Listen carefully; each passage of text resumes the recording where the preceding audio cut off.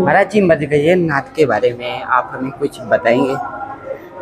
मध्य नाथ जी का ये जो भव्य दर्शन हुआ है, ये कब कैसे श्रृंगार होता है, किस तरह?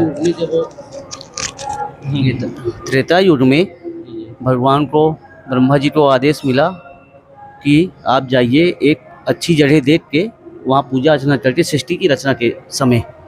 तब ब्रह्मा जी आए तो इस पर्वत को देखा तो ये धनुष के आकार का पर्वत था, तो उनको बहुत अच्छा लगा। यहाँ उन्होंने पूजा अर्चना की, 108 यज्ञ किया ब्रह्मा जी ने। जब यज्ञ किया तो आहुति के समय शिव जी की मूर्ति प्रकट हुई, जो कि उनका स्वभाव मत वाले हाथी के समान उनको समझ में आया। तब उन्होंने भोलेनाथ जी का नाम श्री मत गजेंद्र नाथ सरकार धर दिया और यहाँ के राजा घोषित कर दिए। वो चित्रकूट के राजा बोले जाते हैं। फिर जब भगवान श्री रामचंद्र जी का वनवास हुआ 14 साल का, तो 11.5 वर्ष भगवान चित्रकूट में निवास किए। फिर राम जी भी यहाँ आए थे ना? जी, उन्होंने पूजा अर्चना की। जब भगवान यहाँ से जाने लगे, क्योंकि चित्रकूट 84 कोस में है, तो ढूंढते तो सब जगह थे, पर यहाँ रात में निवास करते थे। पर्णकुटी नाम का स्थान बगल में बना हुआ है, वहाँ निवास करते थे। फिर जब यहाँ से वो जाने लगे तो उनका भी मन हुआ कि हम भी पूजा अर्चना अभिषेक करें। तो उन्होंने एक मूर्ति जो साइड में बनी हुई है वो बालू के समान की है, उस समय बालू था, तो बालू की मूर्ति बना के उन्होंने अभिषेक किया। उनकी अभिषेक अत्रि जी मुनि जी ने कराया, पूजा अर्चना अत्रि मुनि जी ने करवाया। जब अत्रि मुनि ने करा के अब फिर यहाँ से वो श्री रामचंद्र जी चले गए। तो एक मूर्ति श्री रामचंद्र जी द्वारा है और मेन मूर्ति जो है वो ब्रह्मा जी द्वारा है, और जो तीसरी मूर्ति है वो अत्रि मुनि जी अपने यहाँ आश्रम में पूजा करते थे, उन्होंने लाके विराजमान कर दिया। अत्रि मुनि का आश्रम वहाँ मंदराचल पर्वत में है? नहीं, ये अनसुईया जी के आगे आश्रम में है, वो जंगल में आगे। आप जंगल में चले जाइए, वहाँ आश्रम है जी जी।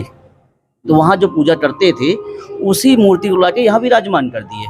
और जो बड़ी मूर्ति है वो अगस्त्य मुनि जी के द्वारा विराजमान हुई।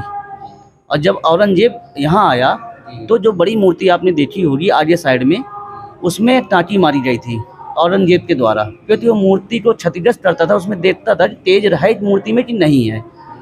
तो जब पहली टाँकी मारी गई तो उसमें से दूध निकला, जब दूसरी टाँकी मारी गई तो उसमें से खून निकला, ब्लड, और उसकी पूरी सेना को हैजा हो गया। जब ये हो गया तो उसके साथ जो वैद्य चला करते थे उन्होंने अपनी दवा किया, आराम नहीं हुआ।